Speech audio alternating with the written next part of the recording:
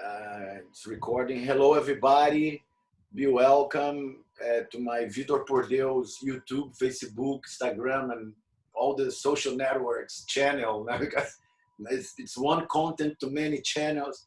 And today it's a very special and very important international moment because we're going to talk to Debbie Ann Chambers, who is a Jamaican healer. She is a psychologist, a clinical psychologist, and she works in Kingston, Jamaica. And Debbie Ann Chambers is a great character from our school in transcultural psychiatry. She had been working with Frederick Hickling, our great and dear master that has just passed away. And we have worked together and we have been together in McGill, working in the art and healing course. So be welcome, Debbie Ann, and I hope we have a nice conversation today. Thanks, Vitor. It's good to be with you. I'm looking forward to it too. Yes. So Debbie Ann, tell us about how you're facing the reality there in Kingston, Jamaica. What are the main problems you are seeing, and how your work is relating right now with your community and your reality at this moment that we are facing? Sure. So Jamaica is a very small country. One of our sociologists compared it to Connecticut in the US, and it's actually smaller than Connecticut. But for such a small country, we have a very big name internationally, and we have very big problems. So while Jamaica is perhaps best known for its tourism and its beauty, and it's a beautiful island, it's white sandy beaches, the music, the culture, the food, everything. We have serious problems with violence. So the big thing recently is that Jamaica was named the most murderous country per capita in Latin America and the Caribbean. And so this has been a long-standing problem for us. Professor Hickling, who we just mentioned, called it our descent into madness. And he spent much of his life talking about the post-slavery, post-colonial effects and how it has translated into the country's violence. Other Jamaican scholars like Hilary Beckles have noted it to be the colonial mess. So that's a big thing in Jamaica right now. How it's being dealt with is that the government has kind of enforced more policing, so more of a police state. And while the opposition party believes that this is not sufficient, there are no strategies being put forward into how socially we're going to address the issues of violence as a country. So how does that translate into my work now? I work at the University of the West Indies at Mona, and I work in the counseling service. I'm the head of the unit there. And we definitely see a lot of trauma. So we see acute trauma as a result of thefts, robberies, kidnapping. That has become a big issue now, where what we call route taxis, so taxis that run a certain route and pick up multiple passengers, end up being what we call gunmen, and who hold up young women, young men, older women, rob them of their money, rob them of their ATM cards, threaten them violently, sexually abuse them. So sometimes we will see somebody who has just come out of a situation like that. But also, we see quite a bit of complex trauma too, and developmental trauma. There is a lot of childhood verbal, emotional, physical, and sexual abuse in Jamaica. The women especially are sexually abused from young ages. It's not uncommon for me to have a young woman come in and she has had multiple rapes, right? Sometimes talking about it in a very numb way, like, oh yeah, this happened 5 times. I worked in the inner city too. As I'm talking about this, and memory came forward, and there was a young woman I worked with who was raped at 12, 13. And the responses of her neighbors, well, at some point she has to start having sex, right? So there's a numbing of it that this is just the way it is. There's a helplessness. There's nothing that you can do, which is part of the trauma, I think. So we're seeing quite a bit of that, quite a bit of anxiety because of the COVID situation, and students fearful of not working. So there's a whole lot that we're seeing at the health center, quite a bit of grief because of the violence. People are having multiple people die in their lives. Of course, the violence also affects the health system, where you have to wait for a very long time if you have a scheduled procedure, because the operating rooms are packed, jam-packed with gunshot wounds, knife wounds, etc. So it's having a massive ripple effect on the country, and we're having a lot of dialogue around that these days. Yeah, it looks like Brazil. It sounds like Brazilian, like I'm in Rio, and in Rio, which is a 7 million people city, it's a huge megalopolis.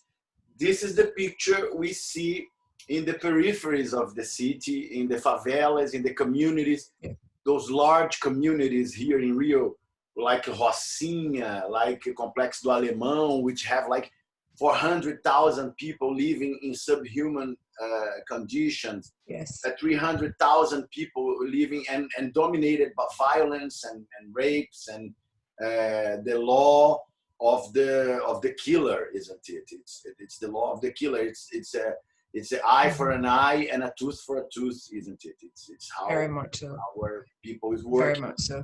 And that's very interesting that you already mentioned the work of Fred Hickling, the work on the psychopathology of colonization, because this is happening in the popular classes. This is happening in the poorest areas, in the peripheries, which is the survivors of slavery.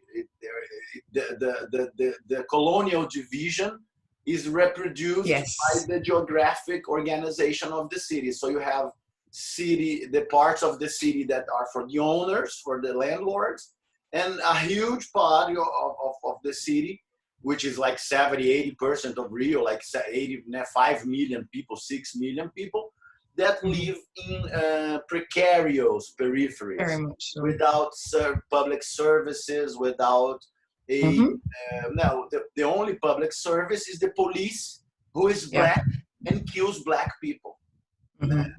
Here in Brazil very much. It is happening. So how do you work these issues, and how the work of Fred influenced you, and how did you get to understand this? Because as a Brazilian and you as a Jamaican, it's not easy for us to understand that this is happening. It's not easy to see it. As our patients, they don't easily recognize their traumatic stories and the primary traumas they had, and the main traumas that they suffered. They don't see it. So how did you come to realize this, and how do you approach this now? Yeah, that's a great question. So I'll talk about my meeting Prof. Hickling. And you're right. So Prof. Hickling has uses Rastafarian nosology, where he says you have to overstand. So Prof would say to understand is good, but to overstand is better. And so I met Prof about 2014. At that point, 2014, at that point, I was working in the inner city. So I worked through an inner city church, basically in West Kingston, which is one of the more violent inner cities. And I was trying to put together a wellness program. I was a fresh graduate. I had studied abroad at Teachers College at Columbia, come home, wanted to do community work, and then ended up doing it quite a bit by myself, which was not good because it was very hard work. And you need a support system, a community of people who you can talk to. So at that time, someone introduced me to Prof. Hickling, And I went to his office and he just totally embraced me into his team, right? And so I came with a belief in liberation psychology. So the work of Ignacio Martin Barro I was introduced to before meeting Prof. The work of Paulo Freire, Frantz Fanon, to a limited degree. When I met Prof, he introduced me to basically my own culture, right? And I started to discover that there are a lot of things I didn't know. And so how was it that I had gone through, for example, undergraduate program, master's program, PhD program, and rarely ever touched on the term colonization. I don't think I heard it once in my whole PhD program. And so to come home and have this man who was huger than life say to me, but because we're colonized and that's the madness and the European psychosis, it really, and he would rattle out a lot of history, for example, also Jamaican history, and I would go, I don't know that. And he would challenge us, you don't know this, you don't know your history. And then it just dawned on me that I was a working psychologist who knew very little about our own country's history. So how was I really going to do assessments of the communities in which I worked and the people with whom I worked if I didn't know anything about my own history and how that history was affecting me and the people? So Prof was very much into historical analysis. And that clicked for me because one of my favorite lines from Martin Barrow is that psychology is often acontextual and ahistorical. And so I kind of got that up here, but it never dawned on me that I myself was ahistorical because I didn't know about my own people's history. So, for example, the inner city that I worked in, because of course I lived in what Jamaica, we could say uptown and downtown. So uptown is upper middle class, downtown is working class and the economically poor. And it's like 20 minutes because we're a small island. I can drive downtown 20 minutes, 15 minutes, but they are worlds apart. When I mean worlds apart. So to drive from uptown to downtown or to take public transportation or whatever, which I did at times, I just landed into this whole other world that I didn't know anything about or why it was the way that it was. And so Prof started educating me about context and about history and how to use that. Why is that, Debbie? And how come that me too as a physician, a Brazilian, we are not taught about how do you see this today? And how is it possible that we train people not to look inside? Now we train and graduate and do research and do masters and PhDs, and here in Brazil is a huge, we have a 210 million people country with thousands of universities and hundreds of thousands of physicians and hundreds of thousands of psychologists. And how come that we don't look into our own reality? We are not prepared to work in our own reality. We are prepared to work in the main institutions, in the metropolitan institutions, in the colonial institutions of that work in our country. And as you and as me, if we are well succeeded, we go abroad and we are trained and we gain titles in English and all that. Mm-hmm. So how do you think this is happening in Jamaica? Is it still happening right now? As it's still happening in Brazil? The young people, all of them are going to the old way of not knowing the authors, not knowing the Brazilians and the colonized authors and the Black psychiatrists and all that. Yeah, and that's a really good question. A few things come to my mind. The first thing that popped in my mind was something that probably Freire would say about who does this benefit? Right? So who does it benefit for us not to know? And it definitely doesn't benefit the masses. It benefits the powerful and the status quo, right? And so I think some of our systems are built on that, to benefit the powerful and to not change the status quo. So that's the first thing. The second thing that I would say is that, yes, we do have this colonial mentality where everything in North America is good. I heard somebody refer to it the other day as the North Star. We look to North America and Europe as our North Stars. And that's how we were socialized as enslaved persons brought here and as colonized persons, that as we say in Jamaica, what is white is right. And so if it comes out of North America, it's good, it's wonderful, it's scientific, it makes sense. But if it comes from here, well, it can't be that good, it's backward. And it really isn't so. Even Prof himself would say that he would get more recognition outside of Jamaica than in Jamaica, because we have a tendency not to appreciate what we have, because we've been taught to negate what is Jamaican, unless it is sports, entertainment, things like that. But when it comes to academics, we tend to go, oh, but we're not as good, so let us look elsewhere. So that's a big part of it. I very much think.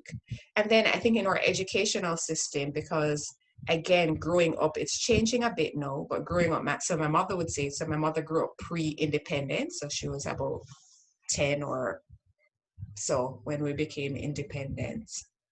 And she said she learned nothing about West Indian history in school. When I was in school, we learned about West Indian history. But by the time I got to sixth form, which is 11th and 12th grade, and I had to do history, we did A levels, so advanced level. So it was a British exam. So when I studied history at advanced level, but I had to study European history because Caribbean history was not. So by the time you're about 14, 15, when I was growing up, your education on history then finished. That was the end of it. So you learned some basics. Yes, there was slavery. Yes, it was very bad.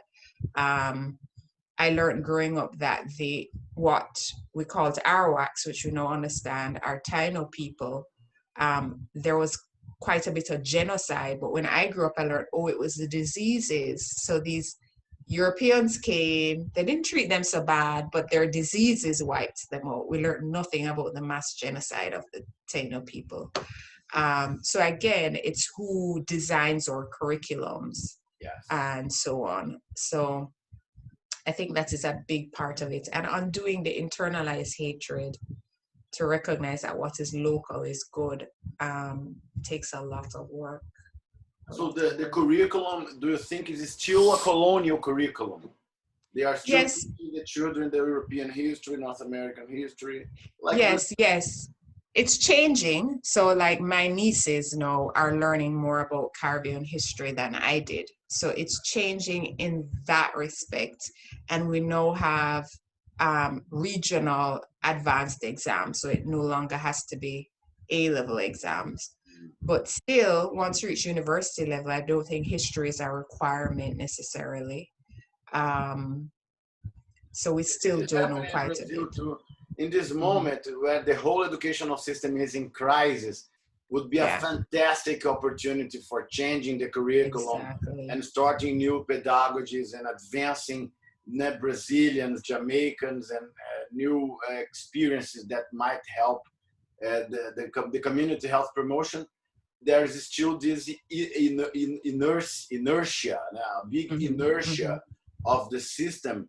And our whole educational system is still Eurocentric.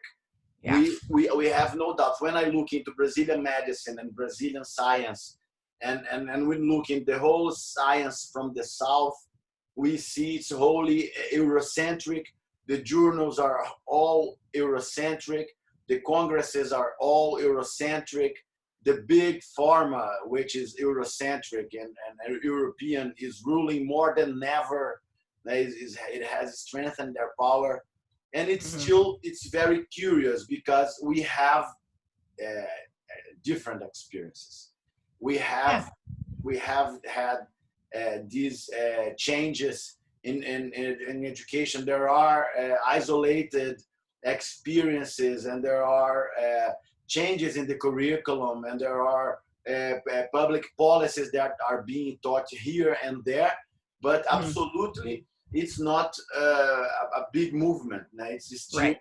It's still under the ground as it had been before. And it's very strange because in this moment, we are 1 year ahead inside the pandemics. When we were talking 1 year ago and we were together in February 2020, in the last the Global Mental Health Conference. Fred, I was in Jamaica. We were, well, when the whole thing started and the lockdowns started, I said, well, now it's going to change something and something is going to improve. And we have an incredible opportunity to make changes in curriculum and medical practice and models. But in opposite, the system has endured, has strengthened, has the claws are gripping even stronger. And what we are seeing in the level of our population is suffering. Now the suffering is increasing. Yeah. The murder rate is increasing. The childhood mortality is increasing. The economic sanctions are increasing. The level of poverty is increasing. So, and the COVID epidemic is increasing. So it's a very impressive for us. Very impressive that our own people can't listen to ourselves. Now this seems to be like a deep issue, a deep.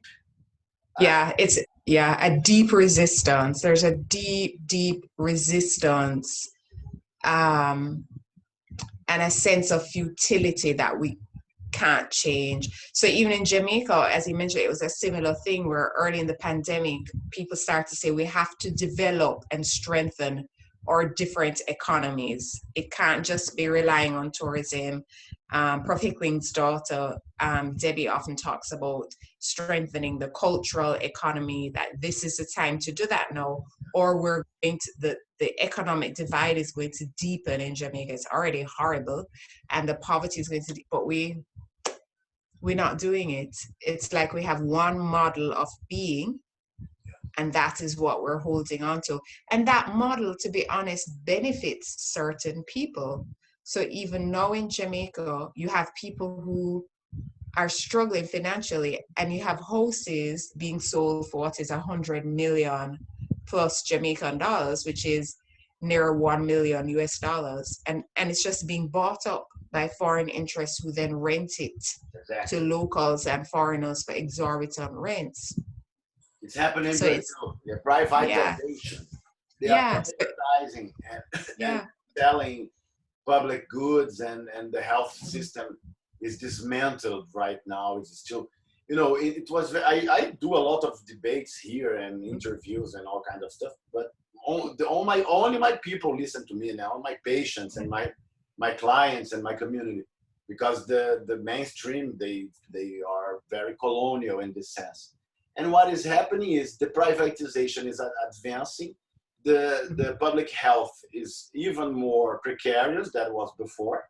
And incredibly, they scare the population with COVID and viruses. And then you sell vaccines, emergency hospitals, only emergency apparatus. And, when the government declares a public epidemic or a catastrophe, a public catastrophe, this is terrible in the point of view of management, because they are automatically authorized to hire any person without the proper process, which the calling, the public calling and the public selection of the leastest price. So in the context of catastrophe, the governments are not obliged to do anymore. So in the context of an epidemic, they hire their own friends and they hire their own partners. They build emergency apparatus and emergency public policies. And this is a catastrophe, because as more emergency medicine you offer to the people, more patients will come, because emergency medicine doesn't attack the causes, attack only the symptoms and the quick stuff that surgeons can do.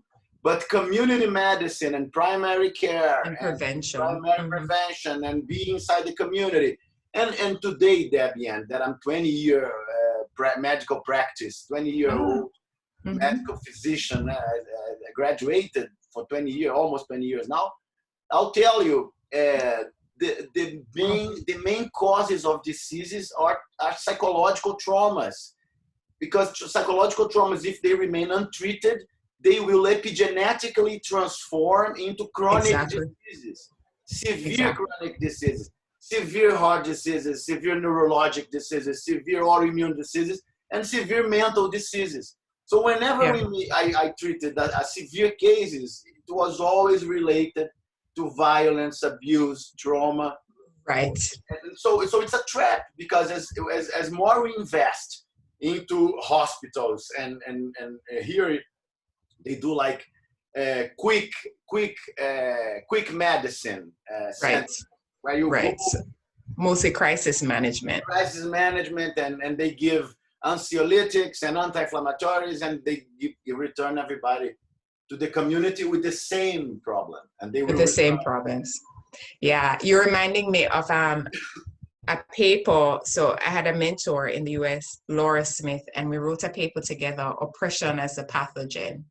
And the idea is that these oppressive living circumstances, that's what's causing a lot of the psychological problems. So sometimes I'm asked on interviews, what can the government do to address mental illness, etc. And I think people are expecting me to say, oh, build more hospitals. I was like, no, deal with the violence, deal with the unemployment, deal with all this. And you know what? You will deal with the mental health.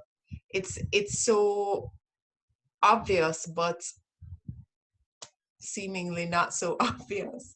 So that's a big issue. And even for us at the university, we find ourselves often buried in doing a lot of crisis work.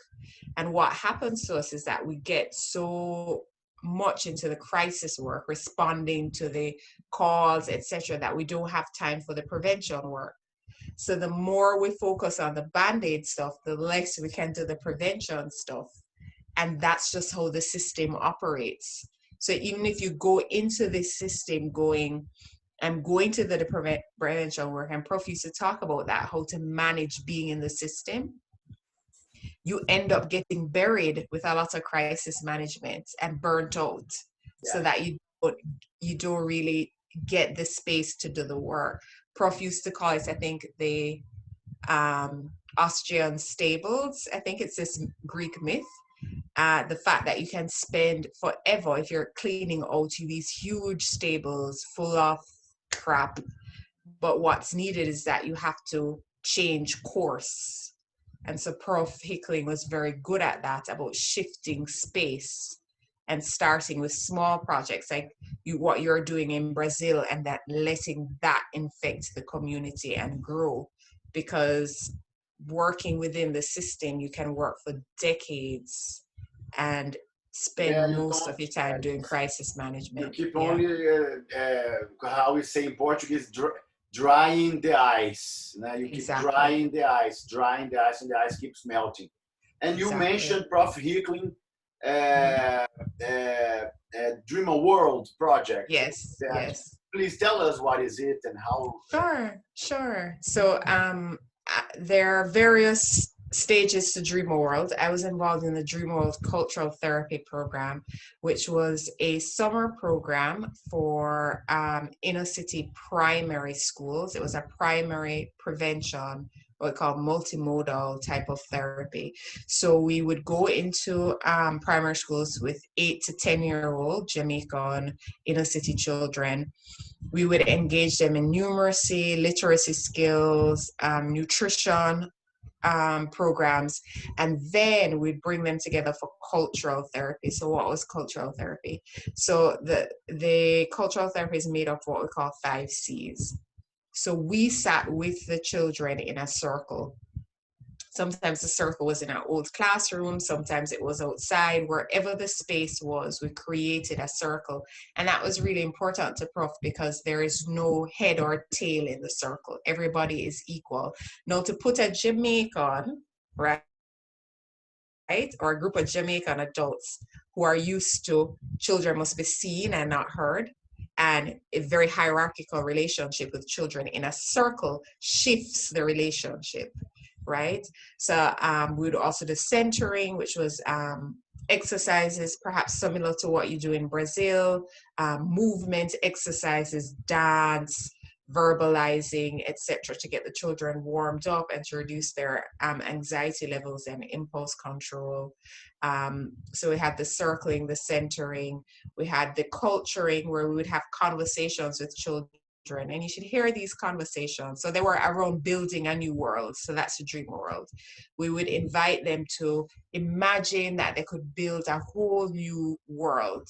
What would they want to take from this world, and what would they want to leave behind? And that's what Prof said is the dialectics. And it creates dialectical conversations and debate between them. And sometimes children would say they want to leave thieves and robbers and rapers. So they're telling you about their environment without sitting in a room and talking, but through creativity and play. And then what we did was culturing after. We engaged the children in transforming their dialogue into poems and dance and music. So the children would drum, they would create poems. There was this poem that a group of children created, and it was, we want freedom, we want freedom, we don't want a gunshot for bus, we want books, tell politicians that we now go cuss. And so they would just come alive, right? In that process, the other sees cognitive catalysis, where you'd see the children. So I remember with this one child, we were talking about, I don't know what, must be chocolate trees they wanted to create. They could create anything. And they started to have this debate about trade and how trade was in Jamaica and how we relied on other places, and they don't want that. And my mind was blown that these young children who, as Prof said, would be considered the bad behaving picnic them that nobody wants in the classroom, were bright, energetic children, but because we were looking at them through a certain lens, we weren't able to see that. And then finally, what would happen is at the end of summer, we would have a grand performance where the children from the different schools would come together in one group and put on a play about their new world. And what would happen, we would invite parents and politicians and community members, and they got to see children in a new light. And what we saw happen was, as people recognize that these are the same, in Jamaica we would say, these are the same bad behaving picnic them, which means bad behaving children that we labeled, that are now performing and they're artists, we would start to question, why did we think of them that way? What is happening? And that was what Prof was also interested in, to flip. He called it, we flipped the script, and we enabled people to see that it was the systems around that were really constraining the children, and it was our relationship with them. But if we sparked their cultural DNA through the use of Jamaican music and poems and dance, that something beautiful would emerge. A wonderful line, because I had to help Prof with the research too, was some of the teachers, in describing their experience of the program, said, we thought they were bobbleheads, right? We thought they were bobbleheads. And then realizing that, wait, but they're stars, they're musicians, they're dancers, they're creatives, they're performers, really flipped the script. And it also enabled us as practitioners in the cultural therapy to engage our own childhoods and some of the things that we were taught or we believed in as children too. So it was quite healing for us to engage this type of work. So it was just quite amazing work, which comes out of Prof's psychohistoriographic cultural therapy, which he does with adults. I know you've been part of that. So that's a whole nother story, but Prof has a model for adults too. Yeah, which was from the Bellevue Hospital, isn't it? When yes, we work yes. with chronic psychotic people, and yes. the Garden Theater, which is very close to my own work, the Madness Hotel, and very much inside the asylum. So this is very important report, because you are talking about a public policy that you developed. You developed a public policy program that where you were inside the communities working with the children in the schools, and you could see transformation of behaviors, changes in the family, changes in the community. How is the current situation of this project now, Debian? How is it Well, as after the death of Fred, which is yes, a major problem? yes. So often what happens in Jamaica is that as political parties switch, funding switches too. So I haven't been to team in a few months because I'm buried up there at UE. But that was a major issue where the program was scaled up to several primary schools after the initial project. And there was a desire to continue to scale it up from one party. But as government switched, grants dried up. So there was a big stall about how to scale up this program going forward. So that is something that the team is engaging now. It's a fight, like a political fight right now. For grants, yeah.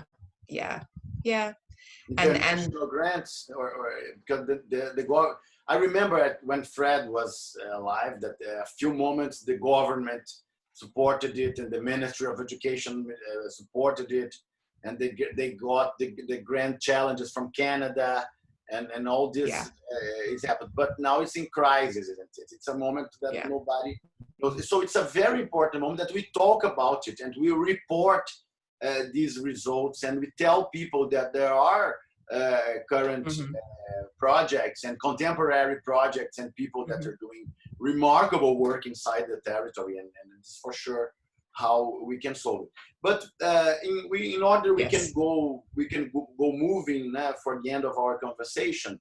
I was remembering here as you were talking. I'm reading the Fanon. Peles negra, né? White, black skins, white masks, and I'm very happy to reread this because he brings the issue of Freudian psychopathology. He talks about Jung with this idea of collective unconscious, that we have to understand all these phenomena in the context of collective unconscious, of collective manifestations. For us, it's very easy to see because our clients comes in waves, isn't it?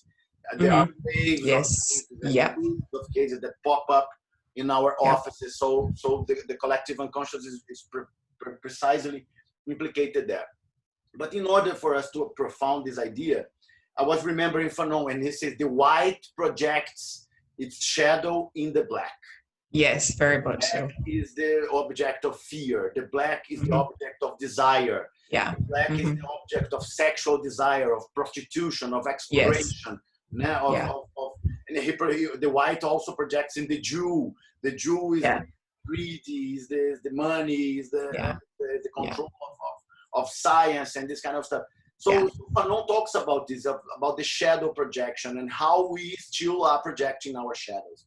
How we are still projecting our shadow, like we are shaped. Now we were talking about this all the conversation. We are shaped by a culture where the evil is black and the good is white, and the light is splitting, white, and the obscurity is connected to the black. So this is still happening. This is still in shaping. And what I think that our work shows is that if we change culture, if we change cultural images, if we change performance, if we change the way we play, we can change those values and we can dissolve those stereotypes and those. So in order to make a synthesis, so how do you see this issue of the Jamaican shadow? Who's the Jamaican shadow? And where are they projecting this shadow? Yes, that's a good question. So yes, that's a big thing, the projective identification, right? Splitting off from us what we don't want to own and projecting them into other people, into certain groups. And then we dominate those groups as a way of trying to manage and dominate our own impulses that we can't control. Prof called it the European psychosis, right? And that we can internalize the European psychosis if we don't recognize that it is psychosis and own our own madness, as Prof would say, right? So I think in Jamaica, there are definitely groups. Starting in the 70s, there was Rastafari. So Rastafari was the group that we projected every form of sinfulness and badness. Worse, they rebelled. They didn't comb their hair in the European way. That was considered beautiful. So you had like what we call dreadlocks. And what happened in Jamaica in the 70s was that Rastafarians could be arrested, or as Prof would say, put in the mental asylum just for being Rastafari, for breaking away from the dominant religion and the dominant culture. So that group was definitely part of our projection. Coming up now, we definitely in Jamaica project a lot onto the people in the inner city. So for example, when and yes, there's violence in the inner city, but we pretend as if uptown in Jamaica is all beautiful and glorious and there's no violence, there's no anything. I live in townhouses uptown, and I will often say to people that I don't see the difference between townhouses and tenement yards.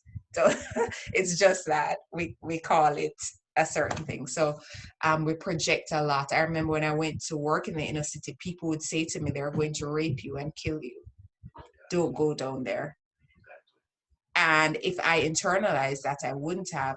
Yet I met some of the most beautiful people, right? Women who had nothing, who would take fruits and give to me.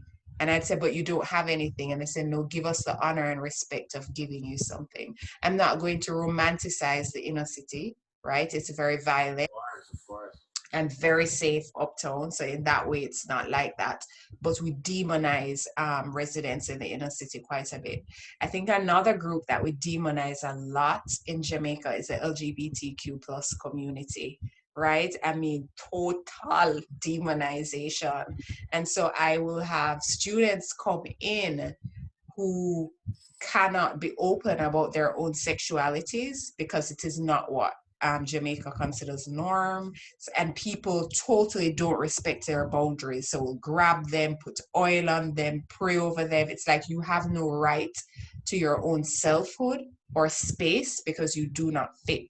And they'll be told that they are demon possessed and all sorts of things. So they are definitely a group which we've projected all our own insecurities and issues with sexuality and everything onto, and have totally just pushed them out. So that is also another group. So I think those are the groups that definitely pop into my head. At times some people will say young men, some people will say women because of the gender-based violence, the rape, and also it's just flying all over the place in Jamaica. The projections are just flying all over the place. They're alive. And you also may have Afro-Jamaican religions and things. Yes. They also receive a lot of shadowy projections, isn't it? Yes, totally. That they're it's all the same. It's exactly the same. Yes. It's very clear as we talk that our societies are completely dominated by a colonial thought, which is based on that, on projections, on prejudices, on violences, on scapegoats, of grabbing scapegoats from inside our own community and killing those scapegoats, and then the blood runs. The situation seems to be calmer, but then until we have to find another scapegoats. It's very clear. So I think we keep working. We keep problematizing those themes. We keep bringing those debates. I think your work and your experience and your scientific formation and your scientific heritage now is very important to the world. The scientific heritage of Fred Hickling is very important to Brazil. It's very important for the Brazilian Black community. It's very important for the Brazilian poor community that is struggling with those projections, with those same European psychosis as Fred put.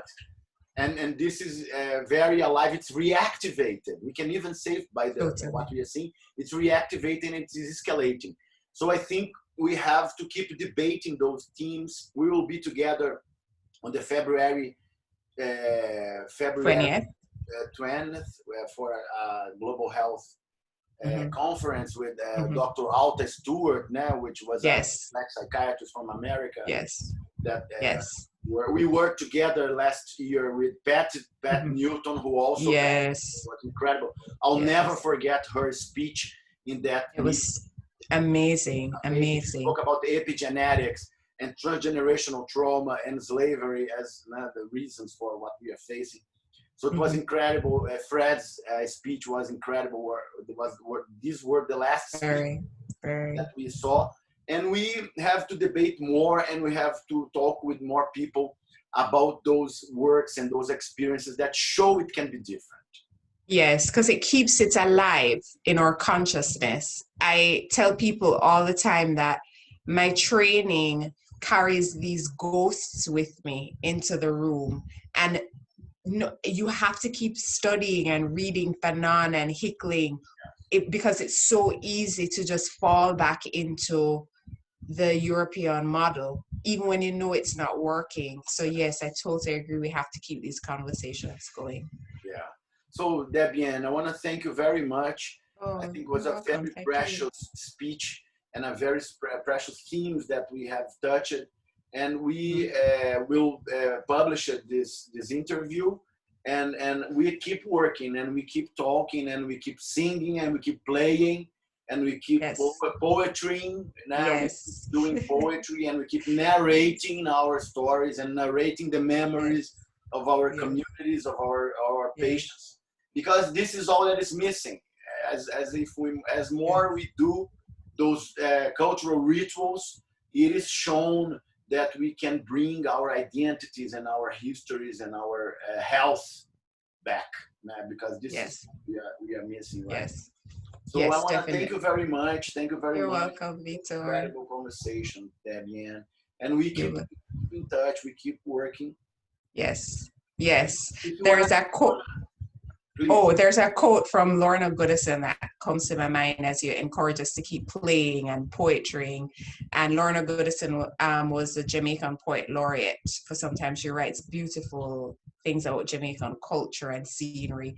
And she says, some of my deepest wounds have healed into poems. Yeah. And I think that was a lot of the work that Prof did, or healing through our cultural DNA and creativity. And we have to continue this work. That's it. Yes. Okay, Debian, thank you very much. You're welcome. Keep playing and keep doing the good work. Thank you. You too, Vitor. We are together. Inspiration to me. Yeah. We keep doing. We keep fighting. Yes. Bye, dear. Yes. Bye. Bye. See you. Keep playing. Bye-bye. Bye. Bye.